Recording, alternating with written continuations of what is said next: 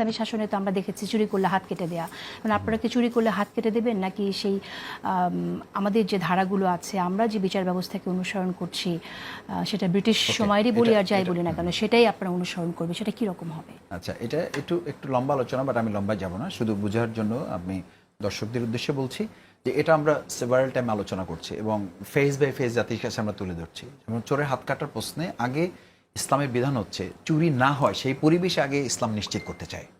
যদি হয়, রাসূল সাল্লাল্লাহু আলাইহি সাল্লাম বলেছেন যে চুরি হয়েছে, ওই চোরের হাত কাটার আগে তোমাকে দেখতে হবে যে সে চুরির পরিবেশটা কেন হলো, সেই দায়িত্ব রাষ্ট্র নিয়েছে কিনা, খুবই ইম্পর্টেন্ট। কিন্তু দুই হচ্ছে যে বিচার ব্যবস্থার কথা বা যেটা বলেছেন, ইসলামের বিধানটা হচ্ছে গ্রাজুয়াল। আপনি মদ খাওয়ার প্রসঙ্গ নিশ্চয়ই জানেন, মদ কিন্তু প্রথম দিনই কোরআন নাজিল করে বলা হয় না মদ হারাম করে দাও। প্রথমে বলা হয়েছে তোমরা মদ খাও, কিন্তু মানে এটার মানে এটার যে মানে ক্ষতি আছে এটা তোমাদের জানতে হবে। দুই হলো মদ খাও, নামাজের সময় খায়ও না। তিন হলো খাও কিন্তু নিজে যেন কন্ট্রোল থাকতে পারো। চতুর্থ ধাপে এসে দেখা গেল যে আল্লাহ তাআলা বলছেন যে না, এটা খায় আসলে কন্ট্রোল থাকছে না সে, তখন গ্র্যাজুয়ালি তাকে বলা হয়েছে যে এবার এটা থেকে বিরত থাকো। সুতরাং ইসলামী রাষ্ট্রের ব্যবস্থাটা এই নয় যে আজকেই ইসলাম ক্ষমতায় আসলো কালকে হাত কাটা শুরু হয়ে গেল। ইসলামী রাষ্ট্রের বিধানটাই হচ্ছে এটা একটা মোটিভেশনাল রিলিজিয়ান। এটা আপনাকে এরপর প্রশাসনিক কাঠামোটা ওরকম হবে যে কাঠামোতে একজন মানুষ উৎসাহিত হবে, উদ্বুদ্ধ হবে। দেখেন ইসলামের বিধানটা সেরকমই ছিল, যে জামানায় রেপ করা, মানুষের ইজ্জত নষ্ট করা ছিল জাহিলি যুগের কাজ। সেই যুগে ওমর রাদিয়াল্লাহু তাআলা ইসলাম কবুল করে সে দায়িত্ব নিয়েছে যে এই মহিলাকে, এই যুবতী সুন্দরী অথচ কিছুটা অর্ধলঙ্গ টাইপের, বাট ওমর রাদিয়াল্লাহু দায়িত্ব নিয়ে বলেছেন আমি তাকে বাড়িতে পৌঁছে দেবো, বাট আমি তার সামনে থাকবো যেন তার দিকে আমার চোখ না পড়ে, আবার সে যেন আমার থেকে অনিরাপদ হয়ে কারো হাতের বস্তুতে পরিণত হয়। দিস ইজ ইসলাম। সুতরাং এই ইসলাম নিয়ে কনফিউশন আছে বলে আমি মনে করি না। আমাদের তো স্লোগানই হচ্ছে আমরা আল্লাহর আইন চাই, সত্যকে শাসন চাই। কোরআনের বিধানই হচ্ছে একমাত্র নির্ভুল এবং সেই মতবাদের ভিত্তিতেই মানুষ শান্তি পায়। রাসূল করিম সাল্লাল্লাহু আলাইহি ওয়াসাল্লাম মদিনা চার্টার যেটা করেছেন তার মাধ্যমে মদিনা সনদ হয়েছে। ইসলামী শাসনের ভিতরে পার্লামেন্টকে আপনি কিভাবে তাহলে এখানে ফাংশন করেন? পার্লামেন্টকে তো ইসলামী শরিয়ার আলোকে পার্লামেন্ট পরিচালনা করার বিধান রাসূল সাল্লাল্লাহু আলাইহি ওয়াসাল্লামের থেকেই আছে এবং এখনো পৃথিবীর কিছু রাষ্ট্রে ইসলামের পূর্ণাঙ্গ রূপ নাই, কিন্তু বেসিক কিছু রূপ সেখানে প্র্যাকটিস আছে এবং অপেক্ষাকৃত সেই দেশগুলো কিন্তু নিরাপদ আছে। জামায়াত ইসলামের গুরুত্বপূর্ণ শুভাকাঙ্ক্ষীদের দু একজনের কথা, বিশেষ করে আমি ফরহাদ মজহারের কথা আমি আনতে চাই। তিনি তো বলেছেন জামায়াত ইসলামীর নাম পরিবর্তন করা উচিত। জামায়াত ইসলামী কি নাম পরিবর্তন করার কথা ভেবেছে? এই পরামর্শ নিয়ে ভেবেছে কিনা একটু শুনতে চাই। না, জামাত ইসলামী সম্পর্কে কোনো একজন শুভাকাঙ্ক্ষী, শুভানুধ্যায়ী কিংবা কোনো একজন বুদ্ধিজীবী এটা তো বলতেই পারেন, এটা শুভাকাঙ্ক্ষী হিসাবে তিনি বলেছেন বলে আমি বিশ্বাস করি।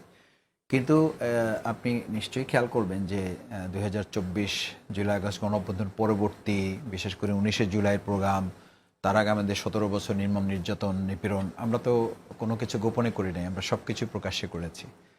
তারা ব্যক্তি শফিকুল ইসলাম মাসুদকে পছন্দ করেন বা ডাক্তার শফিকুর রহমান অথবা জামাত নেতৃবৃন্দকে যতখানি পছন্দ করেন, মূলত তারা এই দলকেই পছন্দ করেন। সুতরাং সেই দলের কর্মী, সৌদি শুভাকাঙ্ক্ষীদের পক্ষ থেকে এই প্রস্তাব এখন পর্যন্ত কোথাও থেকে আসছে বলে আমার জানা নেই। তাহলে তিনি এই সাজেশনটা কেন দিলেন? এই পরামর্শটা তিনি কেন দিলেন? মানুষ ভালোবাসেন, জামাত ইসলামীকেই মানুষ ভালোবাসে। আর আপনি কোনো একটা নাম চেঞ্জ করে, আপনি আইডিওলজি যদি আপনার একই থাকে, এই নাম চেঞ্জ করতে আপনি কি লাভ হবে?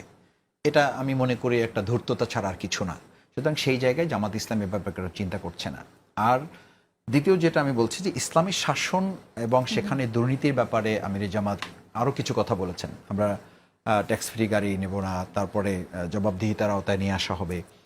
এই প্রত্যেকটা কথাই কিন্তু ইসলামিক মানে কনসেন্ট্রেশনের কথা, ইসলামিক সেন্টিমেন্টেরই কথা। মানে আপনি শুধু ইসলামী শাসন বললে তো আর ইসলামী শাসন হবে না। যেটা আপনি জিজ্ঞেস করেছিলেন যে মোটিভেশনটা কি, মোটিভেশনই হচ্ছে এটা।